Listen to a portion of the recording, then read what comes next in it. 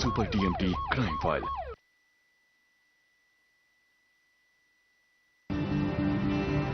June 3, 2013 ಸೋಮವಾರ ರಾತ್ರಿ 7:30.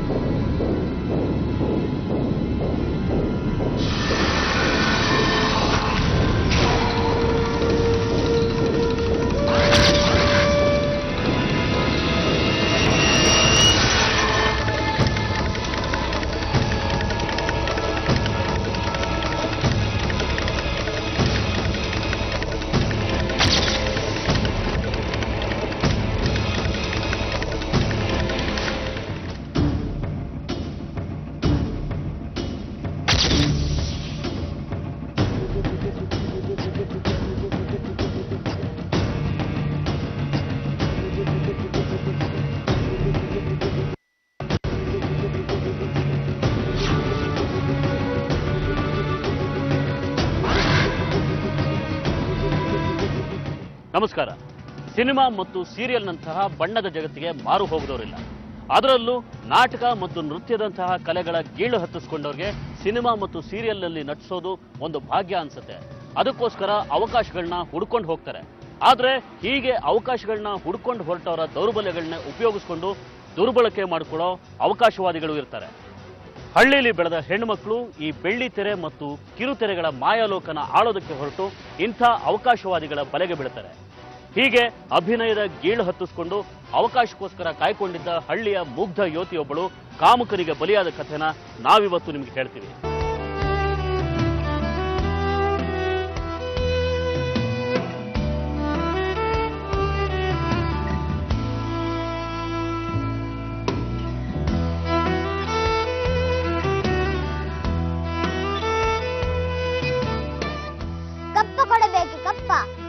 ಏಕೆ ಕೊಡಬೇಕು ಕಪ್ಪ? ನೀವೇನು ಉತ್ತಿದ್ದೀರೋ ಬಿತ್ತಿದ್ದೀರೋ, ನಿಮಗೇಕೆ ಕೊಡಬೇಕು ಕಪ್ಪ? ತೊಲಗಿ ಇಲ್ಲಿಂದ. ಜೈ ಕರ್ನಾಟಕ ಮಾತೆ, ಜೈ ಭುವನೇಶ್ವರಿ ದೇವಿ.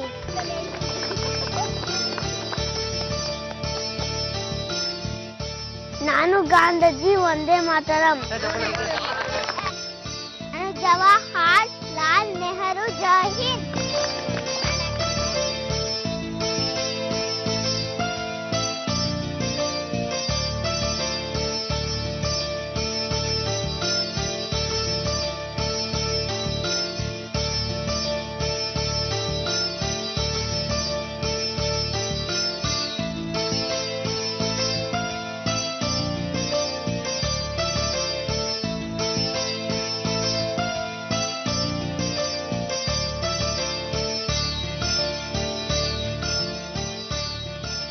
ಇವತ್ತಿನ ಈ ಕಾರ್ಯಕ್ರಮ ನಮ್ಮೂರ ಮಕ್ಕಳ ಪ್ರತಿಭೆಯನ್ನು ಗುರುತಿಸಲಿಕ್ಕಾಗಿ ಮತ್ತೆ ಈ ಪ್ರತಿಭೆಗಳನ್ನು ಮತ್ತಷ್ಟು ಬೆಳೆಸಲಿಕ್ಕಾಗಿ ಹಮ್ಮಿಕೊಂಡಂತ ಕಾರ್ಯಕ್ರಮ ಇದು. ಈ ಕಾರ್ಯಕ್ರಮದ ತಯಾರಿ ಮತ್ತು ಅದರ ಸಫಲತೆ ಇರೋದು ನಮ್ಮೂರಿನ ಯುವತಿ ಹಾಗೂ ಈ ಶಾಲೆಯ ಹಳೆಯ ವಿದ್ಯಾರ್ಥಿನಿ ಕುಮಾರಿ ಪೂರ್ಣಿಮಾ ಅವರದ್ದು. ಅವರು ತನ್ನೆಲ್ಲಾ ಕೆಲಸ ಕಾರ್ಯಗಳನ್ನು ಬಿಟ್ಟು ತಾಳ್ಮೆಯಿಂದ ಈ ಮಕ್ಕಳನ್ನು ಈ ನಾಟಕಕ್ಕೆ ತಯಾರು ಮಾಡಿದ್ದಾರೆ. ಅವರ ಈ ಸಾಧನೆಯನ್ನು ಗುರುತಿಸಿ ನಮ್ಮೂರ ಪ್ರಮುಖರಾದ ನರಸೇಗೌಡರು ಅವರಿಗೆ ಸನ್ಮಾನಿಸಬೇಕೆಂದು ಕೇಳ್ಕೊತೀನಿ.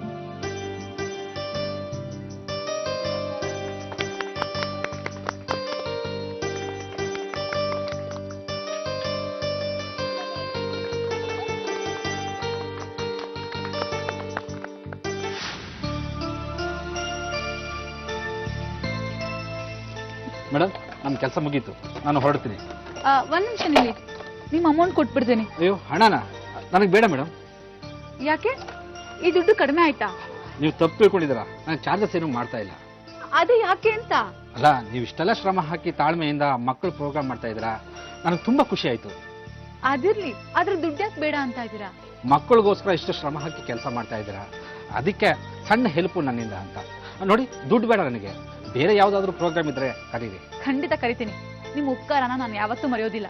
ಮೇಡಮ್, ಈ ಕಾಲದಲ್ಲಿ ನಿಮ್ಮಂಥವ್ರು ಸಿಗೋದು ತುಂಬಾ ಕಡಿಮೆ, ಅದಕ್ಕೋಸ್ಕರ ನಿಮ್ಮ ಹತ್ರ ದುಡ್ಡು ಬೇಡ ಅಂತ ಹೇಳ್ತಾ ಇರೋದು.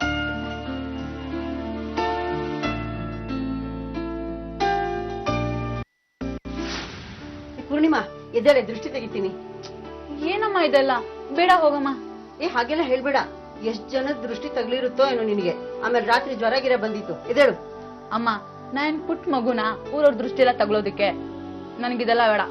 ಹೋಗಮ್ಮ, ಎಷ್ಟು ಜನ ನಿನ್ನ ಹೊಗಳ್ತಾ ಇದ್ದಾರೆ, ಊರೆಲ್ಲ ನಿಂದೆ ಸುದ್ದಿ. ಎಷ್ಟು ಚೆನ್ನಾಗಿ ನಾಟಕ ಮಾಡ್ತಿದ್ಲು ಅಂತ ಜನ ಮಾತಾಡ್ಕೊಳ್ತಿದ್ದಾರೆ. ಹೋಗಮ್ಮ, ದೃಷ್ಟಿ ತೆಗಿಸ್ಕೋ. ಅಪ್ಪ 2 ದಿನ ಮಾತಾಡ್ಕೊಳ್ತಾರೆ, ಆಮೇಲೆ ಮಾತಾಡ್ಸೋರ್ ಕೂಡ ಗತಿ ಇರಲ್ಲ. ಹಾಗೆಲ್ಲ ಹೇಳ್ಬೇಡ, ಎಲ್ಲಾರು ಮಾತಾಡ್ಸ್ತಾರೆ. ನಾನ್ ಯಾರ್ ಮನೆಗ್ ಹೋದ್ರು ನಿಂದೇ ಸುದ್ದಿ, ಗೊತ್ತಾ? ಎದ್ದೇಳು ಮೇಲೆ. ನಿಂತ್ಕೊ ನೀನು. ಸರಿ. ಬಾಯಿ ಕಣ್ಣು, ಕೋಳಿ ಕಣ್ಣು, ಕಂತ್ರಿಗಳ ಕಣ್ಣು, ರಾಕ್ಷಸರ ಕಣ್ಣು, ದೆವ್ವದ ಕಣ್ಣು ಎಲ್ಲ ಸುಟ್ಟು ಹಾಳಾಗೋಗ್ಲಿ. ಉಗಿಯ 3 ಸಲಿ. ಬಾ.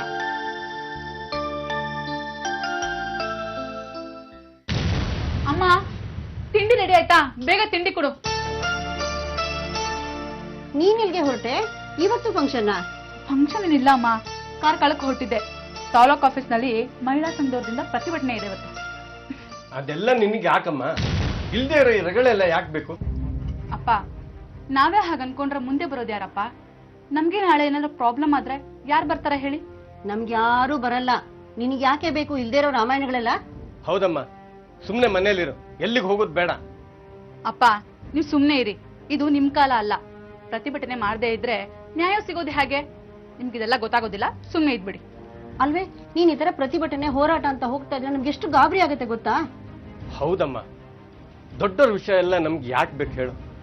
ನೀನ್ ಅಲ್ಲಿಗೆ ಹೋಗೋದು ಬೇಡ. ಅಪ್ಪ, ದೊಡ್ಡವರು ಇಲ್ಲ, ಸಣ್ಣವರು ಇಲ್ಲ. ನನಗೆ ಬಸ್ಸಿಗೆ ಟೈಮ್ ಆಯ್ತು, ನಾನು ಬರ್ತೀನಿ. ಅಮ್ಮ, ಹಿಡ್ಕೊ.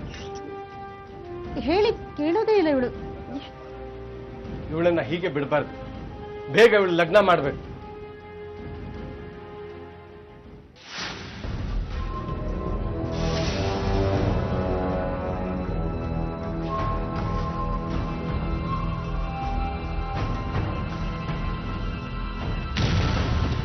ಎಲ್ಲಿಗೆ ಹೊರಟೆ? ಕಾರ್ಕಳಕ್ಕೆ ಹೊರಟಿದೆ, ಪ್ರತಿಭಟನೆ ಇತ್ತು. ಬಾ, ಡ್ರಾಪ್ ಮಾಡ್ತೀನಿ. ಬೇಕಾಗಿಲ್ಲ, ಬಸ್ ಬರ್ತಾನ, ಬಸ್ಸಲ್ಲಿ ಹೋಗ್ತೀನಿ. ಏನು ಊರಲ್ಲೆಲ್ಲ ನಿಂದೆ ಮಾತು ಫುಲ್ ಫೇಮಸ್ ಆಗ್ಬಿಟ್ಟಿದ್ಯಾ ಅಂತ ನಾನೇನ್ ಮಾಡ್ದೆ? ಊರಿನ ಮಕ್ಕಳನ್ನೆಲ್ಲ ತಯಾರಿ ಮಾಡಿ ನಾಟಕ ಮಾಡಿಸಿದ್ಯಂತೆ, ಡ್ಯಾನ್ಸ್ ಮಾಡಿಸಿದ್ಯಂತೆ. ಈ ಸಣ್ಣ ಊರಲ್ಲಿ ಫೇಮಸ್ ಆಗಕ್ಕೆ ಅಷ್ಟು ಸಾಕು ಪೂರ್ಣಿಮಾ. ಎಲ್ಲರೂ ನಿನ್ನೆ ಹೊಗಳ್ತಾ ಇದ್ದಾರೆ. ಹೊಗಳ್ಳಿ, ಅವ್ರಿಗೇನಿದೆ ಹೇಳು ಮಾಡೋದೇ ಕೆಲಸ. ನನಗೆ ಟೈಮ್ ಆಯ್ತು, ನಾನು ಬರ್ತೀನಿ. ಒಂದು ನಿಮಿಷ ನಿಂತ್ಕೋ ಪೂರ್ಣಿಮಾ, ನಿನ್ನ ಹತ್ರ ಮಾತಾಡೋದಿದೆ ಸ್ವಲ್ಪ. ಏನು? ಊರಲ್ಲೆಲ್ಲ ನಿನ್ನ ಹೊಗಳ್ತಾ ಇದ್ದಾರೆ ಸರಿ, ಆದ್ರೆ ನನ್ನ ಬಗ್ಗೆ ಯೋಚನೆ ಮಾಡಲ್ವಾ ನೀನು? ನಿನ್ ಬಗ್ಗೆ ಯೋಚನೆ ಮಾಡ್ಬೇಕಾ? ನಿನ್ ಬಗ್ಗೆ ನಾನೇನು ಯೋಚನೆ ಮಾಡ್ಬೇಕು? ಅದೇ ನಾನು ಹೇಳಿದ್ನಲ್ಲ, ನಮ್ಮಿಬ್ರು ಮದ್ವೆ ಬಗ್ಗೆ. ನಿನಗೆ ತಲೆಗಿಲ್ಲ ಕೆಟ್ಟಿದ್ಯಾ? ನನಗೆ ಅವತ್ತೇ ಹೇಳಿಲ್ಲ ನನಗೆ ನಿನ್ನ ಮದುವೆ ಆಗೋದು ಇಷ್ಟ ಇಲ್ಲ ಅಂತ. ರಿಲೇಷನ್ ಅಲ್ಲಿ ನಾನು ಮದುವೆ ಆಗೋದಿಲ್ಲ. ಸಡನ್ ಆಗಿ ಈ ತರ ಇಷ್ಟ ಇಲ್ಲ ಅಂದ್ಬಿಟ್ರೆ ಹೇಗೆ ಪೂರ್ಣಿಮಾ? ಯೋಚನೆ ಮಾಡು, ನಾನು ಚೆನ್ನಾಗಿಲ್ವಾ ನೋಡೋಕೆ? ಆ ಮಾತ್ರ ನನಗೆ ಬೇಕಾಗಿಲ್ಲ. ನನಗೆ ಟೈಮ್ ಆಯ್ತು, ನಾನು ಬರ್ತೀನಿ. ನಿಂಗೆ ನನ್ನ ಹತ್ರ ಮಾತಾಡೋಕೆ ಟೈಮ್ ಇಲ್ವಾ? ಊರಲ್ಲಿ ಇರೋರಿಗೆಲ್ಲ ಉಪಕಾರ ಮಾಡಕ್ ಹೋಗ್ತೀಯಾ? ಎಷ್ಟು ದಿವಸದಿಂದ ಕೇಳ್ತಾ ಇದ್ದೀನಿ ಮದುವೆ ಆಗು ಅಂತ. ನನಗೂ ಕಾದು ಕಾದು ಸಾಕಾಗ್ತಿದೆ ಪೂರ್ಣಿಮಾ. ಇನ್ನು ಕಾಯ್ತಾನೆ ಇರು, ನಾನು ಬರ್ತೀನಿ. ನಿನ್ಗೋಸ್ಕರ ಎಷ್ಟು ದಿನ ಬೇಕಾದ್ರೂ ಕಾಯ್ತೀನಿ ಪೂರ್ಣಿಮಾ. ಹೀಗೆ ಹೋರಾಟ, ಪ್ರತಿಭಟನೆ ಮತ್ತು ಮನೆಯಲ್ಲಿರೋ ದನಕರುಗಳ ಕೆಲಸದಲ್ಲಿ ತೊಡಗಿಸಿಕೊಂಡಿದ್ದ ಪೂರ್ಣಿಮಾಗೆ ಅವಳ ತಂದೆಯ ಹತ್ತಿರದ ಸಂಬಂಧಿ ರಾಜ ದೊಡ್ಡ ತಲೆನೋವಾಗ್ತಾನೆ. ಆಕೆ ಎಷ್ಟೇ ಸಾರಿ ಅವನ ಬಗ್ಗೆ ತನಗೆ ಆಸಕ್ತಿ ಇಲ್ಲ ಅಂತ ಸ್ಪಷ್ಟಪಡಿಸಿದ್ರು ಅವನದನ್ನ ಅರ್ಥ ಮಾಡ್ಕೊಳ್ಳೋದಿಲ್ಲ. ಆಕೆ ಸಂಜೆ ಮನೆಯಲ್ಲಿ ಇದೇ ವಿಷಯನ ತಂದೆ ತಾಯಿಗಳಿಗೆ ಹೇಳ್ತಾಳೆ. ಹಳೆಯ ಕೌಟುಂಬಿಕ ಜಗಳದಿಂದ ರಾಜನ ಕುಟುಂಬದ ಮೇಲೆ ಮುನಿಸ್ಕೊಂಡಿದ್ದ ಅಶೋಕ್ ಶೆಟ್ಟಿ ಅವನಿಗೆ ಸರಿಯಾಗಿ ಬುದ್ಧಿ ಕಲಿಸೋದಾಗಿ ಹೇಳ್ತಾನೆ. ಆದ್ರೆ ಇಲ್ಲದ ರಗಳೆ ಬೇಡ ಅಂತ ಹೇಳಿ ಲೀಲಾ ಶೆಟ್ಟಿ ಅವನನ್ನ ಸುಮ್ಮನಾಗಿಸ್ತಾಳೆ.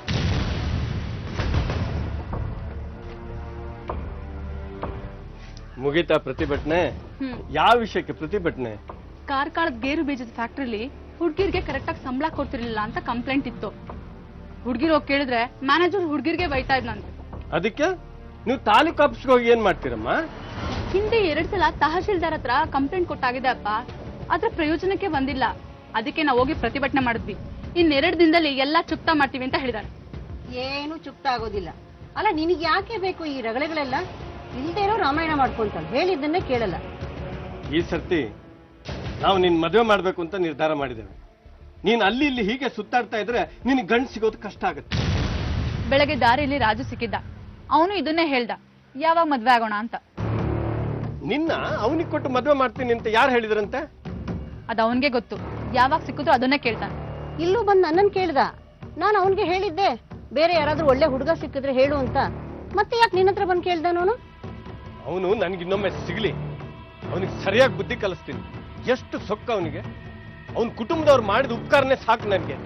ಅವಳೇ ಸರಿಯಾಗಿ ಹೇಳಿದಾಳಲ್ಲ, ಮತ್ತೆ ನೀವೇನ್ ಹೋಗಿ ಕೇಳೋದು? ಕೇಳೋದು ಬೇಡ, ಹೇಳೋದು ಬೇಡ. ಯಾತಿಗೆ ಇಲ್ದೇ ಇರೋ ಜಗಳ? ಆ ವಿಷಯ ಅಲ್ಲಿಗೆ ಬಿಟ್ಬಿಡಿ ಸಾಕು.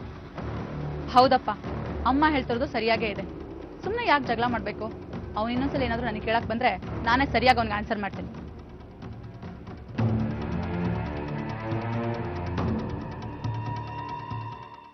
ಜೂನ್ 3, 2013 ಸೋಮವಾರ ಬೆಳಿಗ್ಗೆ 8 ಗಂಟೆ. ನಾನು ಸ್ವಲ್ಪ ಹೊರಗಡೆ ಹೋಗಿ ಬರ್ತೀನಮ್ಮ. ಮತ್ತೆ ಪ್ರತಿಭಟನೆ, ಮತ್ತೆ ಕಾರ್ಕಳಕ್ಕ? ಅಮ್ಮ, ಏನ್ ದಿನ ಪ್ರತಿಭಟನೆ ಹೋರಾಟ ಇದೇ ಕೆಲ್ಸನಾ? ನನಗೆ ಬೇರೆ ಕೆಲ್ಸ ಇದೆ ಅಮ್ಮ. ಎಲ್ಲಿಗಮ್ಮ ಹೊರಟಿದ್ಯಾ? ಮೂಡ್ಬಿದ್ರೆಗೆ ಹೊರಟಿದ್ದೀನಪ್ಪ. ಸ್ವಲ್ಪ ಬ್ಯಾಂಕಲ್ಲಿ ಕೆಲ್ಸ ಇದೆ. ಹೋಗಿ ಬಾ, ಹೋಗಿ ಬಾ. ಟಿವಿ ಬರ್ತಾ ಇಲ್ಲ ನೋಡು, ಬಹುಶಃ ದುಡ್ಡು ಮುಗ್ದಿರ್ಬೇಕು. ರೀಚಾರ್ಜ್ ಮಾಡಿಸ್ಕೊಂಡು ಬಾ. ಸರಿಪ್ಪ. ಮತ್ತೆ ಆ ರಾಜ ಸಿಕ್ಕಿದ್ರೆ ಅವನ ಹತ್ರ ಏನು ಮಾತಾಡಕ್ ಹೋಗ್ಬೇಡ್ವೆ. ಅವನು ನಿನ್ ಮನೆಯಿಂದ ಹೊರಗೆ ಹೋಗೋದನ್ನೇ ಕಾಯ್ತಾ ಇರ್ತಾನೆ. ಅವನೇನಾದ್ರು ಸಿಕ್ಕಿದ್ರೆ ಏನಿದ್ರು ಮನೆಯಲ್ಲಿ ದೊಡ್ಡವ್ರ ಹತ್ರ ಮಾತಾಡು ಅಂತ ಹೇಳು. ಹೌದಮ್ಮ, ಹಾಗೆ ಮಾಡು. ಅವನ ಜೊತೆ ನಾನ್ ಮಾತಾಡ್ತೀನಿ. ಸರಿ, ಏನಾದ್ರೂ ಮಾಡ್ಕೊಳ್ಳಿ, ಆದ್ರೆ ಅವ್ನು ನನ್ನ ವಿಷಯಕ್ಕೆ ಬರ್ದೇ ಇದ್ರೆ ಸಾಕು. ನಾನು ಬರ್ತೀನಪ್ಪ. ನಾನು ಹೊರಗೆ ಹೋಗಿ ಬರ್ತೀನಿ.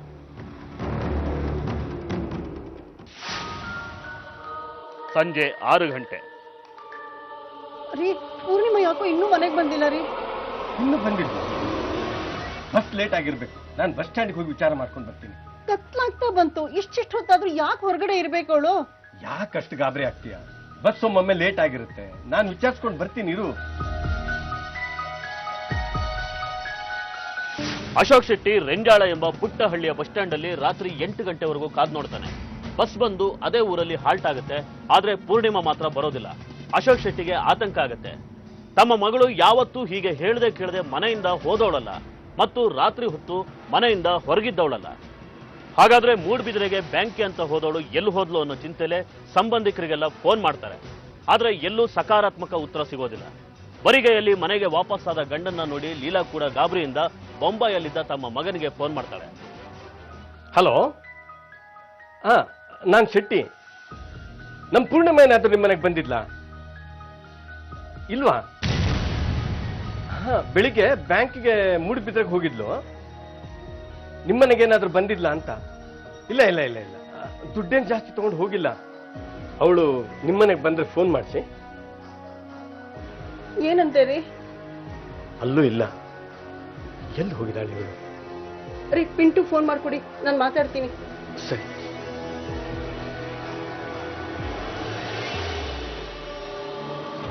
ರಿಂಗ್ ಆಗ್ತಾ ಇದೆ. ಕೊಡಿ. ಪಿಂಟು, ಪೂರ್ಣಿಮಾ ಬೆಳಿಗ್ಗೆ ಮೂಡ್ಬಿದ್ರೆ ಬ್ಯಾಂಕಿ ಅಂತ ಹೋದವಳು ಇನ್ನೂ ಮನೆಗೆ ಬಂದಿಲ್ಲ ಕಣೋ. ಅಮ್ಮ, ಯಾಕಮ್ಮ ಗಾಬರಿ ಆಗ್ತೀಯಾ? ಬರ್ತಾಳ್ ಬಿಡು, ಕೊನೆ ಬಸ್ ಇದೆಯಲ್ಲ. ಅದು ಸರಿ, ಅದು ಎಷ್ಟೊತ್ತಿಗೆ ಬಸ್ ಇರೋದು? 8 ಗಂಟೆಗೆ. ಇವ್ರು ಹೋಗಿ ನೋಡ್ಕೊಂಡ್ ಬಂದ್ರು, ಅದ್ರಲ್ಲೂ ಬಂದಿಲ್ಲ ಅವಳು. ಫೋನ್ ಮಾಡಿದ್ರೆ ಫೋನ್ ಸ್ವಿಚ್ ಆಫ್ ಅಂತ ಬರ್ತಾ ಇದೆ. ಏನ್ ಮಾಡೋದು ಅಂತಲೇ ಗೊತ್ತಾಗ್ತಾ ಇಲ್ಲ. ಫೋನ್ ಬ್ಯಾಟ್ರಿ ಲೋ ಆಗಿರ್ಬೇಕು. ಅಜ್ಜಿ ಮನೆಗೆ ಫೋನ್ ಮಾಡಿ ಕೇಳ್ತೀಯಾ? ಎಲ್ಲಾ ಕಡೆ ಫೋನ್ ಮಾಡಿ ಕೇಳಾಯ್ತು, ಅವಳು ಎಲ್ಲೂ ಹೋಗಿಲ್ಲ. ಅದಕ್ಕೆ ನಿನಗೆ ಮಾಡಿದ್ದು. ಹೌದಾ? ನಾನೊಂದ್ಸಲಿ ಫ್ರೆಂಡ್ಸ್ಗೆಲ್ಲ ಫೋನ್ ಮಾಡಿ ಕೇಳ್ತೀನಿ ಬಿಡು. ನೀನೇನು ಗಾಬರಿ ಆಗಬೇಡ. ಲೇಟಾಗಿ ಅಜ್ಜಿ ಮನೆಗೆ ಹೋಗಿರ್ಬಹುದು. ಆಯ್ತು ಕಣೋ, ಫೋನ್ ಮಾಡಿ ವಿಚಾರಿಸು. ಏನಾದ್ರೂ ವಿಷಯ ಗೊತ್ತಾದ್ರೆ ನನಗೆ ಪುನಃ ಫೋನ್ ಮಾಡಿ ಹೇಳು. ಆಯ್ತು, ಅವಳು ಮನೆಗೆ ಬಂದ್ರೆ ನನಗೊಂದು ಫೋನ್ ಮಾಡಿ. ನಾನು ಬೆಳಗ್ಗೆ ಟ್ರೈನ್ಗೆ ಬರ್ತೀನಿ. ಆ ಕಡೆ ಈ ಕಡೆ ವಿಚಾರಿಸಿ ನೋಡಿ. ಅವಳು ಬರಲಿಲ್ಲ ಅಂತಂದ್ರೆ ಪೊಲೀಸ್ ಸ್ಟೇಷನ್ಗೆ ಹೋಗಿ ಒಂದು ಕಂಪ್ಲೇಂಟ್ ಕೊಡಿ. ಆಯ್ತು ಕಣೋ. ಏನಂತೆ? ಬೆಳಿಗ್ಗೆ ಹೋಗಿ ಒಂದು ಪೊಲೀಸ್ ಕಂಪ್ಲೇಂಟ್ ಕೊಟ್ಬಿಡಿ ಅಂತಿದ್ದಾನೆ. ರೀ, ಈಗಲೇ ಹೋಗಿ ಹೊರಗಡೆ ಯಾವ್ದಾದ್ರು ಗಾಡಿ ಸಿಕ್ಕಿದ್ರೆ ಕಾರ್ಕಳಕ್ಕೆ ಹೋಗಿ ಒಂದು ಪೊಲೀಸ್ ಕಂಪ್ಲೇಂಟ್ ಕೊಟ್ಬಿಟ್ಟು ಬಂದ್ಬಿಡ್ರಿ. ಈ ಹೊತ್ತಿನಲ್ಲಿ ಯಾವ ಗಾಡಿ ಸಿಗುತ್ತೆ? ಬೆಳಿಗ್ಗೆ ಹೋಗಿ ಪೊಲೀಸ್ ಕಂಪ್ಲೇಂಟ್ ಕೊಡ್ತೀನಿ. ಸರಿ, ಆ ರಾಜಕ್ಕೆ ಫೋನ್ ಮಾಡಿ ನೋಡಿ, ಅವನೇನಾದ್ರೂ ಕರ್ಕೊಂಡು ಹೋಗಿದಾನೋ ಏನೋ.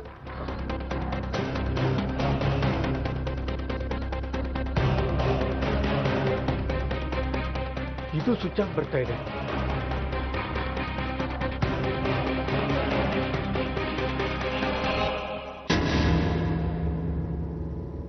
ಯಾವಾಗ ಮನೆಯಿಂದ ಹೊರಟರು ಅಂದ್ರೆ? ನಿನ್ನೆ ಬೆಳಿಗ್ಗೆ ಮೂಡುಬಿದ್ರೆಗೆ ಬ್ಯಾಂಕಿಗೆ ಅಂತ ಹೋದ್ಲು ಸರ್, ಇನ್ನೂ ಬಂದಿಲ್ಲ. ಮೂಡುಬಿದ್ರಲ್ಲಿ ಫ್ರೆಂಡ್ಸ್ ಯಾರನ್ನಿದ್ದಾರಾ ಅಥವಾ ಸಂಬಂಧಿಕರು? ಫ್ರೆಂಡ್ಸ್ ಯಾರೂ ಇಲ್ಲ ಸರ್. ಅವಳ ಅಜ್ಜಿ ಮನೆ ಇರೋದು ಮೂಡುಬಿದ್ರೆಯಲ್ಲಿ. ಅಲ್ಲಿ ವಿಚಾರಿಸಿದ್ವಿ, ಅಲ್ಲಿಗೂ ಹೋಗಿಲ್ಲ. ಅವಳ ಸಂಬಂಧಿಕರನ್ನು ವಿಚಾರಿಸಿದ್ವಿ, ಅಲ್ಲದೆ ಫ್ರೆಂಡ್ಸ್ಗಳ ಮನೆಯಲ್ಲೂ ವಿಚಾರಿಸಿದ್ವಿ, ಎಲ್ಲೂ ಹೋಗಿಲ್ಲ ಸರ್. ಆಕೆಗೆ ಬ್ಯಾಂಕ್ ಕೆಲಸ ಅಲ್ಲದೆ ಬೇರೆ ಏನಾದರೂ ಕೆಲಸ ಇತ್ತಾ ಮೂಡುಬಿದ್ರಲ್ಲಿ? ಟಿವಿ ಕರೆನ್ಸಿ ಮುಗ್ದಿತ್ತು ಸರ್, ಅದನ್ನು ರೀಚಾರ್ಜ್ ಮಾಡಿಸ್ಬೇಕಿತ್ತು, ಅದನ್ನು ಮಾಡಿಸಿದಾಳೆ. ನಿನ್ನೆಯಿಂದ ಟಿವಿ ಸರಿಯಾಗಿ ಬರ್ತಾ ಇದೆ ಸರ್. ಆಯ್ತು, ಅವ್ರದ್ದು ಒಂದು ಫೋಟೋ ಕೊಟ್ಟು ಕಂಪ್ಲೇಂಟ್ ಬರ್ಕೊಡಿ, ಹುಡುಕಿಸ್ತೀವಿ. ಅವ್ರೇನು ಕೆಲಸ ಮಾಡ್ತಾ ಇದ್ರು? ಏನು ಕೆಲಸ ಮಾಡ್ತಿರ್ಲಿಲ್ಲ ಸರ್. SLC ಆದಮೇಲೆ ಮನೆಯಲ್ಲೇ ಇದ್ದು, ಹಣಕಾಸಿನ ತೊಂದರೆಯಿಂದ ಮುಂದೆ ಓದಿಸ್ಲಿಕ್ಕೆ ಆಗಲಿಲ್ಲ. ದನಕರುಗಳನ್ನು ಸಾಕಿ ಹಾಲು ಮಾರಿ ದುಡಿತಿದ್ಲು. ನಿನ್ನೆ ಅದೇ ಹಣನ ಬ್ಯಾಂಕಿಗೆ ಹಾಕ್ಲಿಕ್ಕೆ ಅಂತ ಹೋಗಿದ್ಲು ಸರ್. ಅಕ್ಕಪಕ್ಕದ ಮನೆಯವ್ರ ಜೊತೆ ಚೆನ್ನಾಗಿದ್ರ ಅವರು? ಚೆನ್ನಾಗಿದ್ಲು ಸರ್, ಎಲ್ಲರ ಜೊತೆನೂ ಚೆನ್ನಾಗಿದ್ಲು. ಮಕ್ಕಳಿಗೆ ಡ್ಯಾನ್ಸು, ನಾಟಕ, ಸಂಗೀತ ಅಂತೆಲ್ಲ ಹೇಳ್ಕೊಡ್ತಾ ಇದ್ಲು. ಈಗ 2 ತಿಂಗಳ ಹಿಂದೆ ಅವಳಿಗೆ ಸನ್ಮಾನನೂ ಮಾಡಿದ್ರು. ಅವಳು ಎಲ್ಲರ ಹತ್ರನೂ ಒಳ್ಳೆ ಹೆಸರು ತಗೊಂಡಿದ್ಲು ಸರ್. ಸರಿ, ನೀವು ನಮ್ಮ ಜೊತೆ ಬನ್ನಿ, ಬ್ಯಾಂಕ್ ಹೋಗಿ ವಿಚಾರಿಸೋಣ. ಸರ್, ನಾನು ಬ್ಯಾಂಕ್ ಹೋಗಿ ಇನ್ಫಾರ್ಮೇಶನ್ ಕಲೆಕ್ಟ್ ಮಾಡಿ.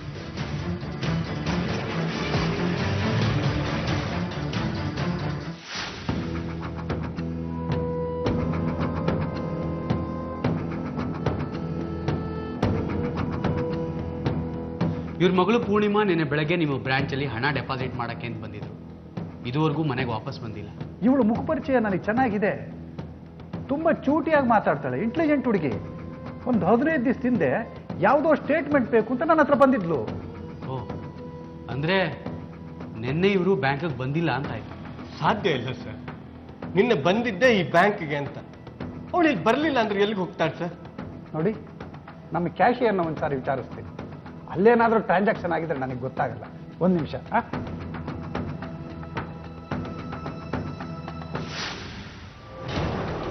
ನೋಡಿ, ನಿನ್ನೆ ಅವ್ರ ಅಕೌಂಟಲ್ಲಿ ಯಾವುದೇ ಟ್ರಾನ್ಸಾಕ್ಷನ್ ಆಗಿಲ್ಲ, ಅವರಲ್ಲಿ ಬಂದಿಲ್ಲ.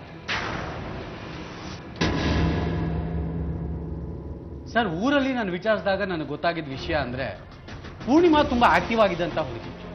ಮಹಿಳಾ ಸಂಘದ ಎಷ್ಟೋ ಹೋರಾಟಗಳಲ್ಲಿ ಅವಳು ಭಾಗವಹಿಸಿಲ್ಲ. ಹೋರಾಟ?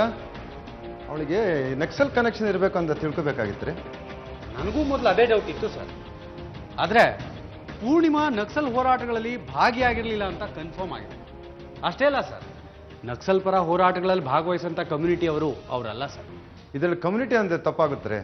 ಅವರು ಯಾರನ್ನ ಬೇಕಾದ್ರೂ ಬರೀ ಇನ್ವೆಸ್ಟ್ ಮಾಡ್ತಾರೆ. ನೋ ಸರ್, ಈ ಬಗ್ಗೆ ನಾನು ತುಂಬಾ ಡೀಟೇಲ್ ಆಗಿ ವಿಚಾರಿಸಿದ್ದೀನಿ. ಪೂರ್ಣಿಮಾ ಸುಲಭವಾಗಿ ಯಾರ ಬಲೆಗೂ ಬೀಳುವಂತ ಹುಡುಗಿ ಅಲ್ಲ. ಜೊತೆಗೆ ಇದುವರೆಗೂ ಅಂಥವ್ರ ಜೊತೆ ಅವಳು ಗುರುತಿಸ್ಕೊಂಡಿಲ್ಲ. ಹಾಗಾದ್ರೆ ಇನ್ವೆಸ್ಟಿಗೇಷನ್ ಬೇರೆ ಆಂಗಲಿಂದ ಶುರು ಮಾಡಬೇಕಾಗುತ್ತೆ. Yes sir, you are right. ನಾನು ಇನ್ನೂ ಏನಾದ್ರು ಡೀಟೇಲ್ ಸಿಗುತ್ತಾ ಅಂತ ನೋಡ್ತಾ ಇದ್ದೀನಿ. ಅವಳೂರು ಹೋಗಿ ಸುತ್ತಮುತ್ತ ವಿಚಾರಣೆ ಮಾಡಿ ಹಾಗೆ ಕಾಲ್ ಡೀಟೇಲ್ಸ್ ತಂದ್ರಿ. Yes sir. ಅದು ಇನ್ನೂ ಎಲ್ಲೆಲ್ಲಿ ಅಂತ ಹುಡ್ಕೋದು? ಪೊಲೀಸರಿಂದಲೂ ಏನೂ ಉತ್ತರ ಸಿಗ್ತಾ ಇಲ್ಲ. ಅಮ್ಮ, ನಿನ್ನೆ ಅಷ್ಟೇ ತಾನೇ ಕಂಪ್ಲೇಂಟ್ ಕೊಟ್ಟಿರೋದು, ಅವ್ರಿಗೂ ಟೈಮ್ ಬೇಕಲ್ವಾ? ಅಷ್ಟರೊಳಗೆ ಏನೇನಾಗುತ್ತೋ ಅವಳನ್ನು ಎಲ್ಲಿಂತ ಹುಡುಕೋದು? ಅಪ್ಪ, ನೀನು ಅವಳನ್ನ ಒಬ್ಬಳನ್ನೇ ಹೊರಗಡೆ ಕಳಿಸ್ಬಾರ್ದಾಗಿತ್ತು. ಎಲ್ಲ ಕಡೆ ಅವಳ ಹಿಂದೆ ನಾನು ಹೋದ್ರೆ ಹೊಟ್ಟೆಗೇನ್ ಮಾಡೋದು? ಅಲ್ವೋ, ಅದು ಅಲ್ಲದೆ ಅವಳು ಹೋರಾಟ ಅದು ಇದು ಅಂತ 3 ಹೊತ್ತು ಎಲ್ಲೆಲ್ಲೋ ಸುತ್ತಾ ಇರ್ತಾಳೆ. ಅವಳಿಂದ ನಾವು ಸುತ್ತಕ್ಕಾಗತ್ತೇನೋ? ಅದು ಸರಿ ಅಮ್ಮ, ಈಗ ನೋಡು ಏನಾಯ್ತು ಅಂತ. ಇತ್ತೀಚೆಗೆ ಯಾವ್ದಾದ್ರು ಹುಡುಗರ ಜೊತೆ ಓಡಾಡ್ತಿದ್ಲ? ಹುಡುಗರ ಜೊತೆ ಓಡಾಡೋದ? ಮೊನ್ನೆ ರಾಜ ಸಿಕ್ಕಿದ್ದಂತೆ, ಮದುವೆ ಮಾಡ್ಕೊಂತ ಬಲವಂತ ಮಾಡಿದಂತೆ. ಅವನು ಚೆನ್ನಾಗಿ ಬೈದ್ ಬಂದ್ಯಾಳೆ. ನಾನು ಈ ಮದುವೆ ಮಾಡ್ಕೊಳ್ಳೆ ಅಂದ್ರೆ ಮದುವೆ ಬೇಡ ಬೇಡ ಅಂತಿದ್ಲು. ಮದ್ವೆ ಆದ್ರೆ ಹೋರಾಟ ಮಾಡ್ಲಿಕ್ಕೆ ಆಗಲ್ಲ, ಗಂಡ ಬಿಡಲ್ಲ ಅಂತ ಹೇಳ್ತಿದ್ಲು. ಅಂಥದ್ರಲ್ಲಿ ಹುಡುಗರ ಜೊತೆ ಓಡಾಡ್ತಾಳ? ಯಾಕೆ ಬೇಕಿತ್ತಪ್ಪ ಇವಳಿಗೆ ಹೋರಾಟ? ನೋಡು, ಅವಳೇ ಪತ್ತೆ ಇಲ್ಲ. ಈಗ ಯಾರಾದ್ರೂ ಹುಡ್ಕಕ್ ಬರ್ತಾರ? ನಾವು ಅದನ್ನೇ ಹೇಳಿದ್ವಿ ಕಣೋ, ಆದ್ರೆ ಅವಳು ಕೇಳಲಿಲ್ಲ. ಇನ್ನೊಂದ್ಸಲಿ ಪೊಲೀಸ್ ಸ್ಟೇಷನ್ ಹತ್ರ ಹೋಗ್ಬಿಟ್ಟು ಬನ್ರಿ. ಪಿಂಟು, ನೀನು ಅವ್ರ ಜೊತೆ ಹೋಗಿ ನೋಡ್ಕೊಂಬರ. ಪೂರ್ಣಿಮಾಗೆ ಏನು ಆಗದೆ ಮನೆಗೆ ವಾಪಸ್ ಬರ್ಲಪ್ಪ.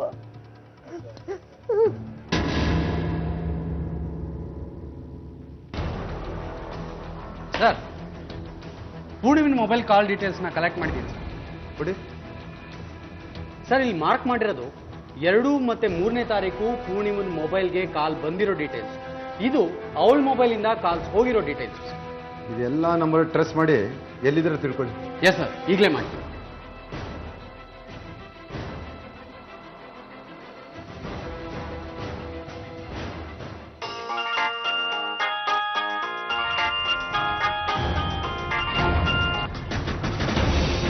ಹಲೋ, ಯಾರು? ನಾವು ಕಾರ್ಕಳ ಪೊಲೀಸ್ ಸ್ಟೇಷನ್ ಇಂದ ಮಾತಾಡ್ತಾ ಇದ್ದೀವಿ ರೀ. ಹೇಳಿ ಸರ್, ಏನು ವಿಷಯ? ಈಗ ಎಲ್ಲಿದ್ದೀರಾ ನೀವು? ಸರ್, ನಾನು ಮೂಡ್ಬಿದ್ದಲ್ಲಿದ್ದೀನಿ ಸರ್. ಹೇಳಿ ಸರ್, ಏನು ವಿಷಯ? ನೀವು ಅರ್ಜೆಂಟಾಗಿ ಪೊಲೀಸ್ ಸ್ಟೇಷನ್ಗೆ ಬನ್ನಿರಿ. ಒಂದು ಕೇಸಲ್ಲಿ ನಿಮ್ಮನ್ನು ವಿಚಾರಣೆ ಮಾಡಬೇಕು. ಯಾವ ಕೇಸ್ ಸರ್? ನಾನೇನು ಮಾಡಲಿಲ್ವಲ್ಲ ಸರ್? ಅದೆಲ್ಲ ಫೋನಲ್ಲಿ ಹೇಳೋಕ್ಕಾಗಲ್ರಿ. ಅರ್ಜೆಂಟಾಗಿ ಸ್ಟೇಷನ್ಗೆ ಬನ್ನಿ, ಎಲ್ಲ ಹೇಳ್ತೀವಿ. ಸರಿ ಸರ್. ರಂಜಾಳ ಪೂರ್ಣಿಮಾ ಅಂತ ಹುಡುಗಿ ಪರಿಚಯ ಇದೆಯೇನ್ರಿ ನಿಮಗೆ? ಹೌದು ಸರ್. ಏನು ವಿಷಯ ಸರ್? ಆಕೆ 3ನೇ ತಾರೀಕಿಂದ ಕಣ್ಮರೆ ಆಗಿದ್ದಾಳೆ. ಏನು, 3ನೇ ತಾರೀಕಿಂದ ಕಣ್ಮರೆ ಆಗಿದ್ದಾಳ? ಅದಕ್ಕೂ ನನಗೆ ಏನು ಸಂಬಂಧ ಸರ್? ಅವಳಿರೋದು ರೆಂಜಾಳದಲ್ಲಿ, ನಾನಿರೋದು ಮೂಡುಬಿದ್ರೆಯಲ್ಲಿ. ರೇ, ಸಂಬಂಧ ಇಲ್ಲದೆ ಸ್ಟೇಷನ್ ಕರ್ಸೋದಕ್ಕೆ ನಮ್ಗೇನು ಬೇರೆ ಕೆಲಸ ಇಲ್ಲ ಅನ್ಕೊಂಡಿದ್ದೀರಾ? ಅವಳು ಕಾಣೆ ಆದ ದಿನ ನೀವು ಅವಳ ಜೊತೆ ತುಂಬಾ ಹೊತ್ತು ಮಾತಾಡಿದ್ದೀರಾ. ಅದು ಅಲ್ಲದೆ ಅವತ್ತು ಆಕೆ ಮೂಡುಬಿದ್ರೆಲ್ಲೇ ಇದ್ಲು. ಸರ್, ಅವಳ ಜೊತೆ ಫೋನಲ್ಲಿ ಮಾತಾಡಿದ್ದು ನಿಜ ಸರ್. ಅವಳು ಎಲ್ಲಿದ್ದೀಯ ಅಂತ ಕೇಳಿದ್ಲು. ನಾನು ಹೊರಗಡೆ ಇದ್ದೀನಿ, ಬ್ಯುಸಿ ಆಗಿದ್ದೀನಿ, ಇವತ್ತು ಸಿಗಲ್ಲ ಅಂತ ಹೇಳಿದೆ. ಹಾಗಂತ ಅವಳು ಮೂಡುಬಿದ್ರೆಗೆ ಬಂದಿರೋದು ನಿಜವಾಗ್ಲೂ ನನಗೆ ಗೊತ್ತಿಲ್ಲ ಸರ್. ಹೇಗ್ರಿ ಪರಿಚಯ ಪೂರ್ಣಿಮಾ ನಿಮಗೆ? ಒಂದು ಸ್ಕೂಲ್ ಫಂಕ್ಷನ್ ಪರಿಚಯ ಆಯಿತು ಸರ್.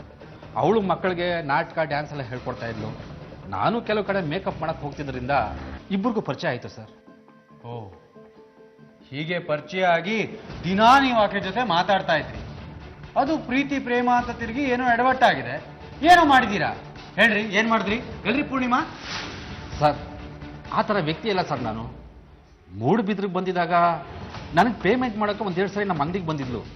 ಅದು ಬಿಟ್ಟರೆ ಅವಳು ಕಣ್ಮರೆ ಆಗಿರೋ ವಿಷಯ ನನಗೆ ಗೊತ್ತಿಲ್ಲ ಸರ್. ಆಯ್ತು, ಮೊನ್ನೆ ಫೋನಲ್ಲಿ 20 ನಿಮಿಷ ಮಾತಾಡಿದ್ರಲ್ಲ, ಅದೇನು ಮಾತಾಡಿದ್ರಿ?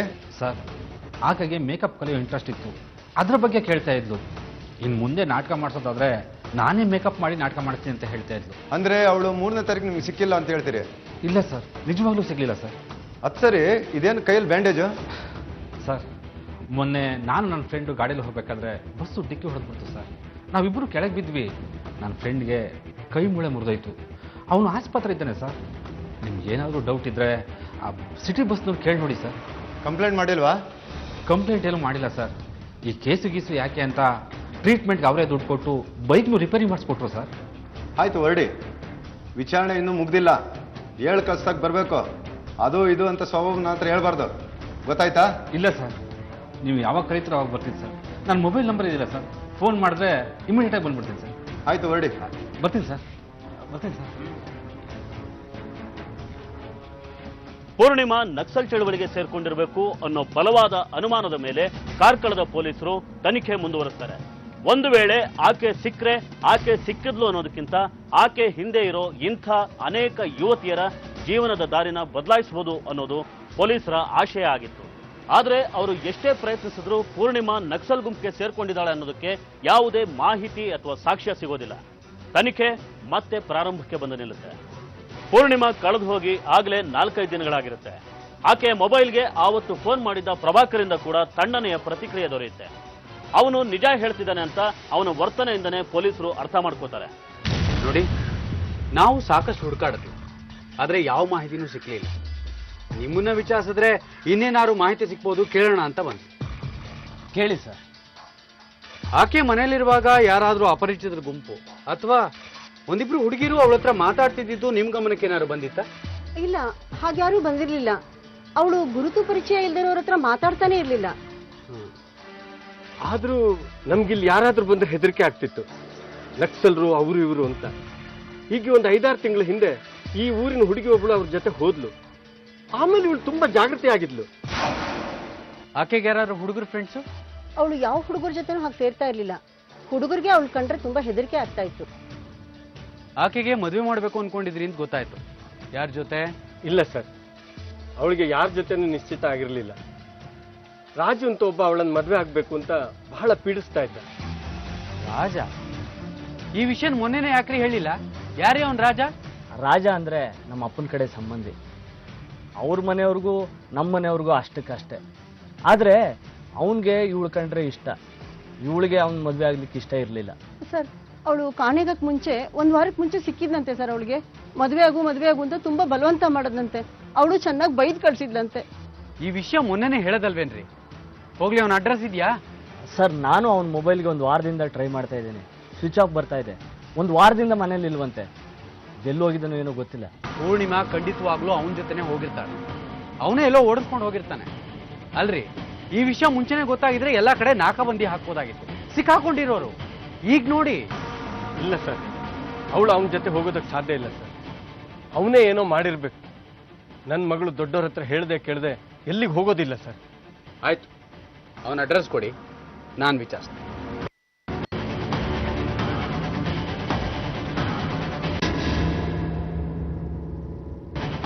ಸರ್, ಪೂರ್ಣಿಮನ ಮೊಬೈಲು ಅವತ್ತು ಸಂಜೆ 3:30ವರೆಗೂ ಮೂಡುಬಿದ್ರೆ ಲೊಕೇಶನ್ ತೋರಿಸ್ತಾ ಇತ್ತು. ಆಮೇಲೆ ಸ್ವಿಚ್ ಆಫ್ ಆಗಿದೆ. ಅಂದ್ರೆ ಮೂಡ್ಬಿದ್ರೆಯಿಂದ ಅವಳ ಸಂಬಂಧಿ ರಾಜ ಎಲ್ಲ ಕರ್ಕೊಂಡು ಹೋಗಿದ್ದಾನೆ. ಹೌದು ಸರ್, ಯಾಕಂದ್ರೆ ಪೂರ್ಣಿಮಾ ಕಾಣೆ ಆಗಿರೋದಕ್ಕೂ ಅವನು ಮನೆ ಬಿಟ್ಟು ಹೋಗಿರೋದಕ್ಕೂ ಏನೋ ಸಂಬಂಧ ಇರಲೇಬೇಕು. ಆ ಸ್ವಿಚ್ ಆಫ್ ಆಗಿರೋ ಮೊಬೈಲ್ ಬಗ್ಗೆ ತಿಳ್ಕೊಡ್ರಿ. ಆ 2 ನಂಬರ್ ಯಾರ್ದು ಅಂತ ಗೊತ್ತಾದ್ರೆ ಈ ಕೇಸ್ ಸಾಲ್ವ್ ಆದಂಗೆ. Yes sir.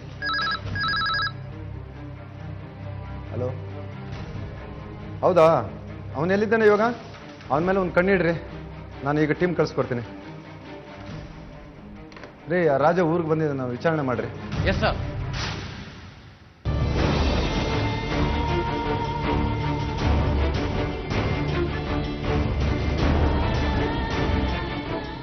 ಏನು ಸರ್, ಏನು ವಿಷಯ? ಏನು ವಿಷಯ ಅನ್ನೋದನ್ನ ನೀನು ಹೇಳಬೇಕು. ಸರ್, ನಾನೇನು ಮಾಡಿದೆ ಸರ್? ಕೆಲಸ ಮುಗಿಸ್ಕೊಂಡು ಇವಾಗ ತಾನೇ ಬರ್ತಾ ಇದ್ದೀನಿ ಆಫೀಸಿಂದ ನಾನು. ಪೂರ್ಣಿಮಾ ಎಲ್ಲಿ? ಸರ್, ಪೂರ್ಣಿಮಾ ಸಿಕ್ಕಿ ಸುಮಾರು ದಿನ ಆಯ್ತು ಸರ್ ನನಗೆ. 3ನೇ ತಾರೀಕಿಂದ ಪೂರ್ಣಿಮಾ ಕಾಣಿಸ್ತಾ ಇಲ್ಲ. ಅವಳು ಕಾಣೆ ಆಗಿದ್ದಾಳೆ, ಅವಳನ್ನ ನೀನೇ ಓಡಿಸ್ಕೊಂಡು ಹೋಗಿದ್ಯಾ ಅಂತ ಅವ್ರ ಮನೆಯವ್ರು ಕಂಪ್ಲೇಂಟ್ ಕೊಟ್ಟಿದ್ದಾರೆ. ಸರ್, ನಾನು ಯಾಕೆ ಸರ್ ಓಡಿಸ್ಕೊಂಡು ಹೋಗ್ಲಿ? ಅಂಥದ್ದೇನಿದೆ ನನಗೆ? ಅವಳನ್ನ ಮದುವೆ ಆಗುವಂತ ತುಂಬಾ ಪೀಡಿಸ್ತಾ ಇದೆಯಂತೆ. ಅವಳು ಆಗಲ್ಲ ಅಂದಿದ್ದಾಳೆ. ಅದಕ್ಕೆ ಕಿಡ್ನಾಪ್ ಮಾಡಿ ಏನೋ ಮಾಡಿದ್ಯಾ. ನಿಜ ಏನು ಅಂತ ಒಪ್ಕೊಂಡ್ರೆ ನಿನಗೆ ಒಳ್ಳೇದು. ಸರ್, ಮದುವೆ ಆಗು ಅಂತ 1-2 ಸರಿ ಹೇಳಿದ್ದು ನಿಜ ಸರ್. ಬಟ್ ಅವ್ರ ಮನೆಯವ್ರಿಗೂ ನಮ್ಮ ಮನೆಯವ್ರಿಗೂ ಹಿಂದೆ ಜಗಳ ಆಗಿತ್ತಂತೆ. ಅವಳಿಗೂ ಇಷ್ಟ ಇರಲಿಲ್ಲ. ಈಗ ಒಂದು 15 ದಿವಸದಿಂದ ಮದುವೆ ಆಗು ಅಂತ ಮತ್ತೆ ಕೇಳಿದೆ ಸರ್. ಬಟ್ ಅವಳು ಆಗಲ್ಲ ಅಂದ್ಬಿಟ್ಲು. ಅವಳ ಆಸೆ ಬಿಟ್ಬಿಟ್ಟೆ. ಚೆನ್ನಾಗಿ ಹೇಳ್ತೀಯ ಕತೆ. ಅವಳು ಕಾಣೆ ಆದ ದಿವಸದಿಂದ ನೀನು ಕಾಣಿಸ್ತಾ ಇಲ್ಲ. ಪೂರ್ಣಿಮಾ ಮನೆಯವರು ನಿನ್ನ ಮೊಬೈಲ್ಗೆ ತುಂಬ ಸಲ ಟ್ರೈ ಮಾಡಿದ್ದಾರೆ. ಮೊಬೈಲ್ ಸ್ವಿಚ್ ಆಫ್ ಮಾಡ್ಕೊಂಡಿದ್ಯಂತೆ. ಎಲ್ಲೋಗಿದ್ದೆ? ಸರ್, ಒಂದು ಕೆಲಸದ ಮೇಲೆ ಊರಿಗೆ ಹೋಗಿದೆ ಸರ್. ಒಂದು ಸ್ಕೂಲ್ ರಿಪೇರಿ ಇತ್ತು. 1 ವಾರದಿಂದ ಅಲ್ಲೇ ಇದ್ದೆ. ನೆನ್ನೆ ಅಷ್ಟೇ ಬಂದೆ. ಮೊಬೈಲ್ ಯಾಕೆ ಸ್ವಿಚ್ ಆಫ್ ಮಾಡಿದ್ದೆ? ಸರ್, ಅಲ್ಲಿ ಚಾರ್ಜ್ ಮಾಡೋಕ್ಕೆ ಕರೆಂಟ್ ಸರಿ ಇರಲಿಲ್ಲ ಸರ್. ಮತ್ತು ನೆಟ್ವರ್ಕೂ ಇರಲಿಲ್ಲ. ಒಂದು ಸಣ್ಣ ಹಳ್ಳಿ ಸರ್ ಅದು. ನೆಟ್ವರ್ಕೇ ಇಲ್ದಿದ ಮೇಲೆ ಮೊಬೈಲ್ ಯಾಕೆ ಅಂತ ಸ್ವಿಚ್ ಆಫ್ ಮಾಡಿಬಿಟ್ಟೆ ಸರ್. ಚೆನ್ನಾಗಿ ಉತ್ತರ ಹೇಳ್ತೀಯ ಕಣಯ್ಯ. ಎಲ್ಲ ರೆಡಿ ಮಾಡ್ಕೊಂಡೇ ಬಂದಿದ್ಯಾ ಅನ್ಸುತ್ತೆ. ಇರಲಿ, ಡೀಟೇಲ್ಸ್ ಎಲ್ಲ ಸಿಕ್ಕಿದ ಮೇಲೆ ಎಲ್ಲ ಗೊತ್ತಾಗುತ್ತೆ. ಈಗ ನೀನು ಹೇಳ್ತಿದ್ಯಲ್ಲ ಕತೆ, ಆಗಿದ್ದು ಪೂರ್ತಿ ಉಲ್ಟಾಗುತ್ತೆ. ಆ ಥರ ಎಲ್ಲ ಏನಿಲ್ಲ ಸರ್. ನೀವು ಯಾವಾಗ ಬೇಕಾದ್ರೆ ಹೇಳಿ ಕಳಿಸಿ, ನಾನೇ ಬರ್ತೀನಿ ಸ್ಟೇಷನ್ಗೆ. ಸರಿ, ಈಗ ಹೊರಡು. ಹೇಳಿ ಕಳಿಸ್ದಾಗ ಬರಬೇಕು.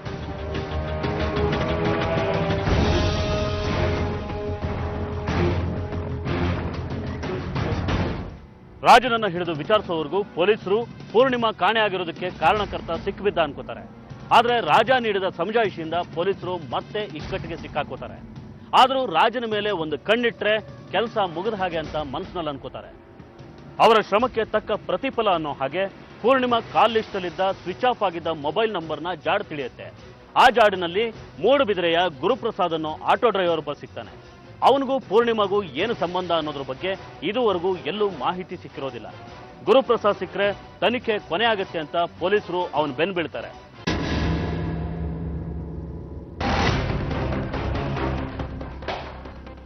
ಸರ್, ಆ ಸ್ವಿಚ್ ಆಫ್ ಆಗಿದ್ದ ಮೊಬೈಲ್ನ ಟ್ರೇಸ್ ಔಟ್ ಮಾಡಿದ್ದೀನಿ.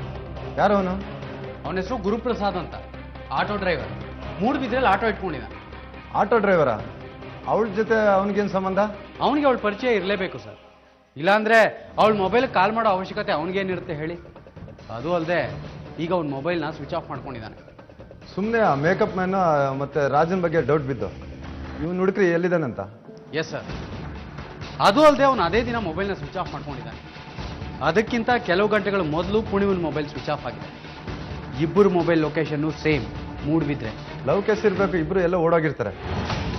ಪಾಪ ಹುಡುಗಿ ಮನೆಯವ್ರು ಅವಳನ್ನ ನಂಬ್ಕೊಂಡಿದ್ದಾರೆ. ಅವನು ಎಲ್ಲಿದ್ದಾನೆ ಅಂತ ಅಡ್ರೆಸ್ ತಿಳ್ಕೊಂಬನ್ರಿ. ಅವನ ಮನೆ ಅಡ್ರೆಸ್ ಸಿಕ್ಕಿದೆ ಸರ್. ಇಬ್ಬರು ಆ ಮನೇಲೇ ಇದ್ರೆ ಸೈಲೆಂಟಾಗಿ ಹೋಗಿ ಎತ್ತಾಕೊಂಬರ್ತೀನಿ.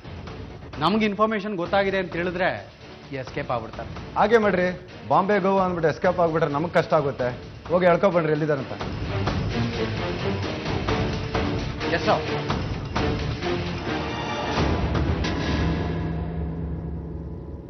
ಕರ್ಕೊಂಬಂದ್ರ ಅವನ್ನ. ನಿಂದ ನಂಬರ್ ಇದು? ಹೌದು ಸರ್. ಸ್ವಿಚ್ ಆಫ್ ಮಾಡಕ್ ಮುಂಚೆ ಯಾರು ಕಾಲ್ ಮಾಡಿದ್ದೆ? ನಾನು ಯಾರಿಗೂ ಮಾಡಿಲ್ಲ ಸರ್. ಸುಳ್ಳು ಬಳಕಿದ್ಯಾ? ಕಾಲ್ ಮಾಡೋ ಡೀಟೇಲ್ಸ್ ಅಲ್ಲಿದೆ. ನಿನ್ನ ನಂಬರಿಂದ ನಿನ್ನ ಮೊಬೈಲ್ ನಂಬರ್ ಯಾರು ಫೋನ್ ಮಾಡ್ತಾರೆ? ಸ್ವಿಚ್ ಆಫ್ ಯಾಕೆ ಮಾಡಿದ್ದೆ? ನಾನು ಮಾಡಿದ್ದಲ್ಲ ಸರ್, ನನ್ನ ಫ್ರೆಂಡು ನನ್ನ ಮೊಬೈಲ್ ಇಸ್ಕೊಂಡು ಅವ್ನು ಬೇರೆಯವ್ರಿಗೆ ಕಾಲ್ ಮಾಡಿದ್ದು ಸರ್.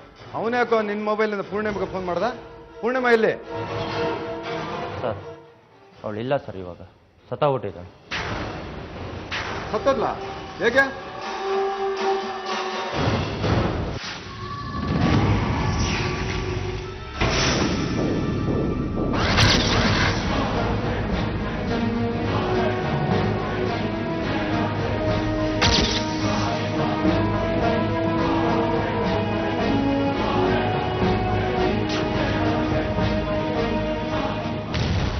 ಯಾವನ ಅವ್ನು ನಿನ್ನ ಫ್ರೆಂಡು?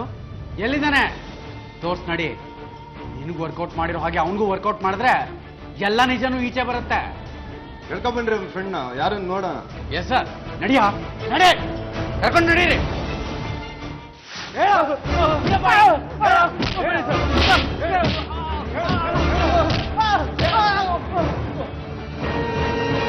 ಈಗಲಾದ್ರೂ ನಿಜ ಹೇಳು.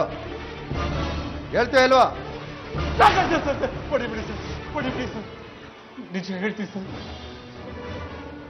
ಒಂದ್ಸಲ ಅವಳೂರಲ್ಲಿ ಒಂದು ನಾಟಕಕ್ಕೆ ಮೇಕಪ್ ಮಾಡ್ಲಿಕ್ಕೆ ಹೋಗಿದ್ದೆ. ಅಲ್ಲಿ ಅವಳು ನನಗೆ ಪರಿಚಯ ಆದ್ರು ಸರ್.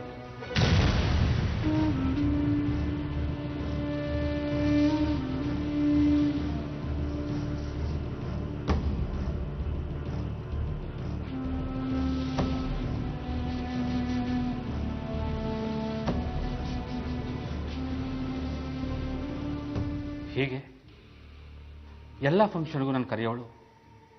ನಾನು ಫ್ರೀಯಾಗಿ ಮೇಕಪ್ ಮಾಡಿ ಬರ್ತಾ ಇದ್ದೆ. ಒಂದ್ಸಲ ಮೂಡ್ಬಿದ್ರೆಗೆ ಬೇರೆ ಏನೋ ಕೆಲಸಕ್ಕೆ ಬಂದಿದ್ದಾಗ ಮೇಕಪ್ ಹೇಳ್ಕೊಡಿ ಅಂತ ಒಂದೆರಡು ಸರಿ ನನ್ನ ಅಂಗಡಿಗೆ ಬಂದಿದ್ಲು. ಅಲ್ಲ, ನೀವು ಮಕ್ಕಳಿಗೆ ಅಷ್ಟೊಂದು ಚೆನ್ನಾಗಿ ಆಕ್ಟಿಂಗ್ ಹೇಳ್ಕೊಡ್ತೀರಲ್ಲ, ನಿಮ್ಗೆ ಆಕ್ಟಿಂಗ್ ಬರಲ್ವಾ? ಗೊತ್ತು, ಮಹಿಳಾ ಸಂಘಕ್ಕೆ ವರ್ಷಕ್ಕೊಂದ್ಸಲ ನಾಟಕ ಮಾಡಿಸ್ತೀನಿ. ಆದ್ರೆ ನಾನು ಕೂಡ ಆಕ್ಟ್ ಮಾಡ್ತೀನಿ. ಅಲ್ಲ, ಅಷ್ಟೊಂದು ಚೆನ್ನಾಗಿದ್ದೀರಾ, ಆಕ್ಟಿಂಗ್ ಬರುತ್ತೆ, ನೀವ್ಯಾಕೆ ಟಿವಿ ಸೀರಿಯಲ್ಗೆ ಮತ್ತೆ ಸಿನಿಮಾಗೆ ಸೇರಬಾರ್ದು? ನಾನಾ ಟಿವಿ ಸೀರಿಯಲ್? ನನಗೆ ಈ ಐಡಿಯಾನೇ ಇರಲಿಲ್ಲ.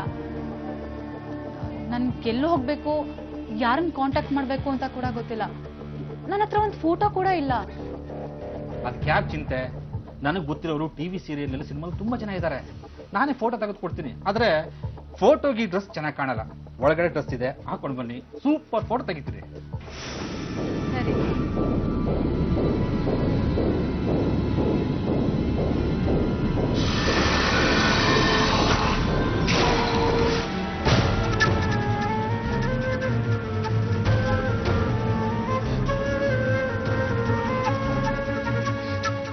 ಆ ಏರ್ ಲೂಸ್ ಬಿಡಿ.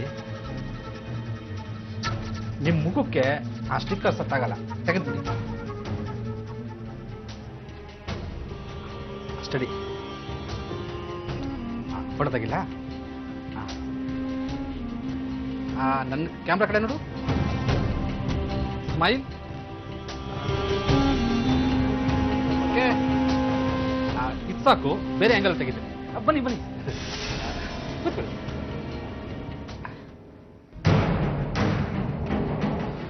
ಕೂದಲು ಸ್ವಲ್ಪ ಸೈಡ್ ಇಲ್ಲಿ ಬರಬೇಕು. ಓಕೆ, ಸ್ವಲ್ಪ ಲಿಫ್ಟಿಂಗ್ ಜಾಸ್ತಿ. Okay okay, perfect perfect. Super ಆಗಿ ಬಂತು.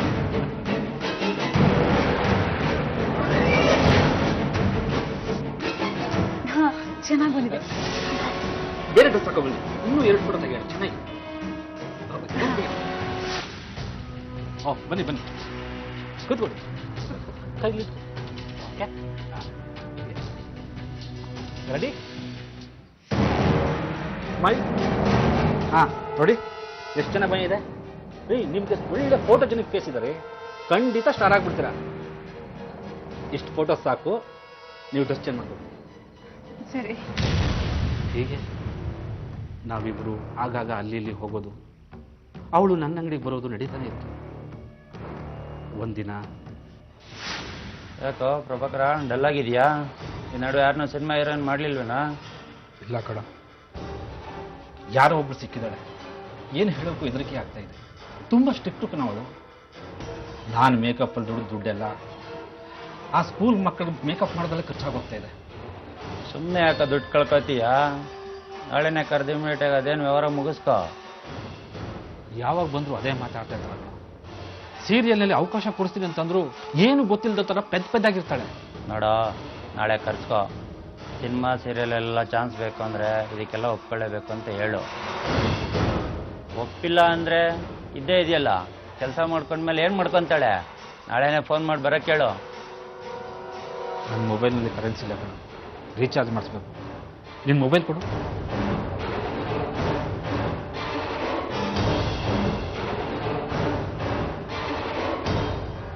ಹಲೋ, ನಾನು ಪ್ರಭಾಕರ್ ಮಾತಾಡ್ತಾ ಇರೋದು.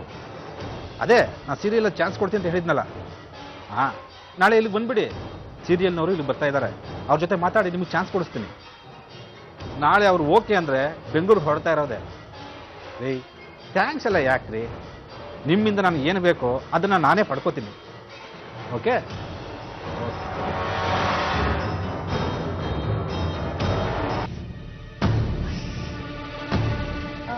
ಇವಾಗ ಫೋನ್ ಮಾಡಿದ್ರಲ್ಲ, ಅದು ಯಾರ ನಂಬರಿಂದ ಫೋನ್ ಮಾಡಿದ್ರಿ? ಅದು ನನ್ನ ಫ್ರೆಂಡ್ ನಂಬರು. ನನ್ನ ಹತ್ರ ಕರೆನ್ಸಿ ಇರಲಿಲ್ಲ, ಅದಕ್ಕೆ ಮಾಡಿದೆ. ನೀನು ಬರ್ತೀಯೋ ಇಲ್ವೋ ಅಂತ ಕನ್ಫರ್ಮ್ ಮಾಡ್ಕೋಬೇಕಿತ್ತಲ್ಲ, ಅದಕ್ಕೆ. ನೀವು ಕರೆದ್ಮೇಲೆ ಬರ್ದಲೇ ಇರ್ತೀನಾ? ಅದು ಸೀರಿಯಲ್ ಚಾನ್ಸ್ ಕೊಡ್ತೀರಾ ಅಂದಮೇಲೆ ಬರ್ದಲೇ ಇರೋಕ್ಕಾಗತ್ತಾ ಹೇಳಿ? ಅದು ಸರಿ, ನಾನು ನಿನಗೆ ಚಾನ್ಸ್ ಕೊಡ್ತೀನಿ, ನೀವು ನನಗೇನು ಕೊಡ್ತೀರಾ? ಏನು ಬೇಕು ಅಂತ ಕೇಳಿ, ನನ್ನಿಂದ ಏನಾಗುತ್ತೋ ಅದನ್ನು ನಾನು ಕೊಡ್ತೀನಿ. ಇಲ್ಲ ಅಂದರೆ ಸೀರಿಯಲ್ ಮಾಡಿದ್ಮೇಲೆ ದುಡ್ಡು ಬರುತ್ತಲ್ಲ, ಆ ದುಡ್ಡನ್ನ ನಾನು ನಿಮಗೆ ಕೊಡ್ತೀನಿ. ದುಡ್ಡೆಲ್ಲ ಬೇಡ. ನೀನು ನನಗೆ ಚಾನ್ಸ್ ಕೊಟ್ಟರೆ ನಿನಗೆ ನಾನು ಚಾನ್ಸ್ ಕೊಡಿಸ್ತೀನಿ. ನಾನು ನಿಮಗೇನು ಚಾನ್ಸ್ ಕೊಡ್ಸೋದು? ಏನು ಅಂತ ಹೇಳ್ತೀನಿ.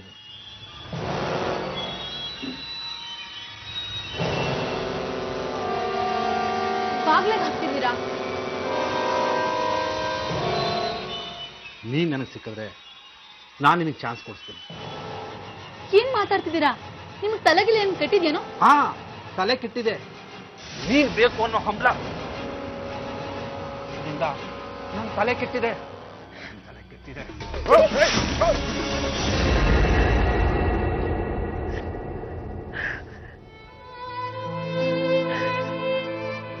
ಅಯ್ಯೋ ಪಾಪಿ, ನಾನು ನಿನ್ಗೇನು ಅನ್ಯಾಯ ಮಾಡಿದ್ದೆ? ನೀನ್ ಇಂಥವನು ಅಂತ ನಾನು ಅನ್ಕೊಂಡೇ ಇರ್ಲಿಲ್ಲ.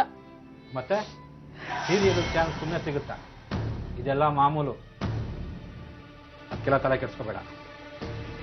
ನಿನ್ ಚಾನ್ಸು ಬೇಡ, ಏನು ಬೇಡ. ನೀನೀಗ ನನ್ನನ್ನ ಮದ್ವೆ ಆಗ್ಲೇಬೇಕು. ಇಷ್ಟೆಲ್ಲ ಅನಾಹುತ ಮಾಡಿದ್ಮೇಲೂ ನಾನು ನಿನ್ನ ಸುಮ್ಮನೆ ಬಿಡೋದಿಲ್ಲ. ನಾನು ಚಾನ್ಸ್ ಕೊಡ್ದವನ್ನೆಲ್ಲ ಮದುವೆ ಆಗ್ತಾ ಹೋದ್ರೆ ಅಷ್ಟೇ. ನೋಡೋ, ತಲೆ ಕೆಡಿಸ್ಕೋಬೇಡ. ಮನೆಗೆ ಹೋಗಿ ನಾಳೆ ಮತ್ತೆ ಬಾ. ಮತ್ತೆ ನಂಗೆ ಚಾನ್ಸ್ ಕೊಡು, ನಿನಗೊಂದು ಒಳ್ಳೆ ಚಾನ್ಸ್ ಕೊಡ್ತೀನಿ.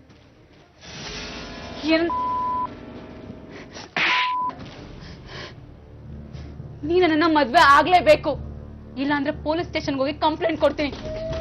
ನಾನು ನನ್ನ ಸುಮ್ಮನೆ ಬಿಡೋಳಲ್ಲ. ನೀನು ನನ್ನ ಮದ್ವೆ ಆಗ್ಲೇಬೇಕು ಅಂದೆ.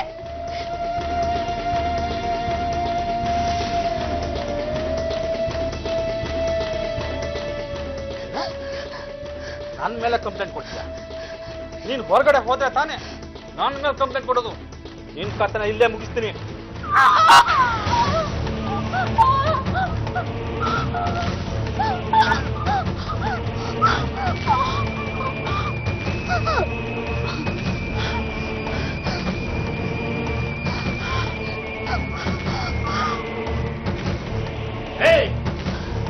ನನ್ನ ಮೇಲೆ ಕಂಪ್ಲೇಂಟ್ ಕೊಡ್ತೀಯಾ? ಇವಾಗ ಕೊಡು. ನಿನ್ನಂತವಳನ್ನ ಎಷ್ಟೋ ನೋಡಿಲ್ಲ.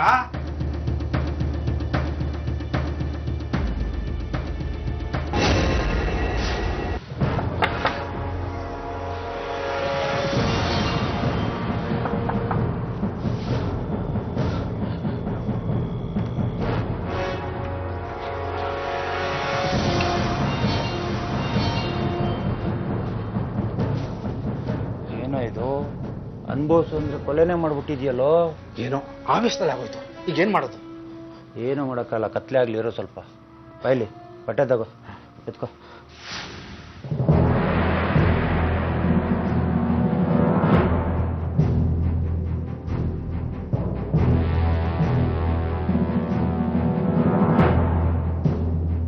ಇದು ಇಬ್ಬರಿಂದ ಆಗೋ ಕೆಲಸ ಅಲ್ಲ, ಇರೋ. ಹಲೋ ಪ್ರವೀಣ,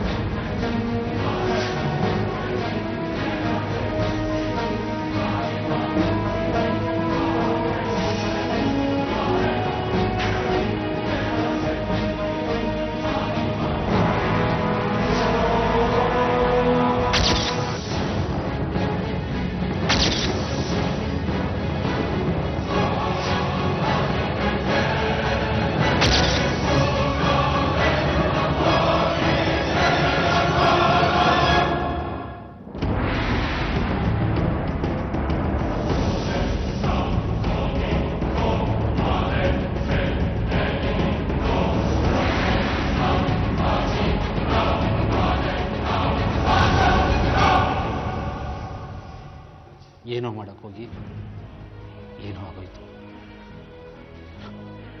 ಹುಡುಗಿಯರಿಗೆ ಸೀರಿಯಲ್ಲು ಸಿನಿಮಾದಲ್ಲಿ ಚಾನ್ಸ್ ಕೊಡಿಸ್ತೀಯ ನೀನು? ಯಾವತ್ತು ಯಾರಿಗೂ ಚಾನ್ಸ್ ಕೊಡ್ಸೋ ಚಾನ್ಸೇ ಸಿಕ್ಬಾರ್ದು ನಿನಗೆ. ಮುಗ್ಧ ಯುವತಿಯರಿಗೆ ಸಿನಿಮಾ ಮತ್ತು ಸೀರಿಯಲ್ಗಳಲ್ಲಿ ನಟಿಸೋ ಅವಕಾಶ ಕೊಡ್ತೀನಿ ಅಂತ ಹೇಳಿ ವಂಚಿಸೋ ವಂಚಕರು ಹಳ್ಳಿ ಪಟ್ಟಣ ಅನ್ನೋದೇ ಎಲ್ಲ ಕಡೆ ಇದ್ದಾರೆ. ಸಿನಿಮಾಗಳಲ್ಲಿ ನಟಿಸೋದು ಒಂದು ವೃತ್ತಿ, ಅದನ್ನ ಮಾಯಾಲೋಕ ಅನ್ಕೊಳ್ದೆ ಎಲ್ಲಾ ವೃತ್ತಿಗಳ ಹಾಗೆ ಅದು ಒಂದು ವೃತ್ತಿ ಅನ್ಕೊಂಡ್ರೆ ಇಂಥ ವಂಚಕರ ಆಟ ನಡೆಯೋದಿಲ್ಲ. ನಿಮ್ಮೆಲ್ಲರ ನಡುವೆ ಇರೋ ಇಂಥ ವಂಚಕರ ಬಗ್ಗೆ ಎಚ್ಚರಿಕೆ ಇರಲಿ ಅಂತ ಹೇಳ್ತಾ ಇವತ್ತಿನ ಸಂಚಿಕೆನ ಇಲ್ಲಿಗೆ ಮುಗಿಸ್ತಾ ಇದ್ದೀವಿ. ಮುಂದಿನ ಸಂಚಿಕೆಯಲ್ಲಿ ಮತ್ತೊಂದು ವಿಭಿನ್ನ ಕುತೂಹಲಕಾರಿ ಸತ್ಯಕಥೆಯೊಂದಿಗೆ ಮತ್ತೆ ನಿಮ್ಮ ಮುಂದೆ ಬರ್ತೀವಿ. ನಾವು ಕತೆ ಹೇಳ್ತೀವಿ, ನೀವೆಚ್ಚರವಾಗಿರಿ. SK Super TMT Crime File.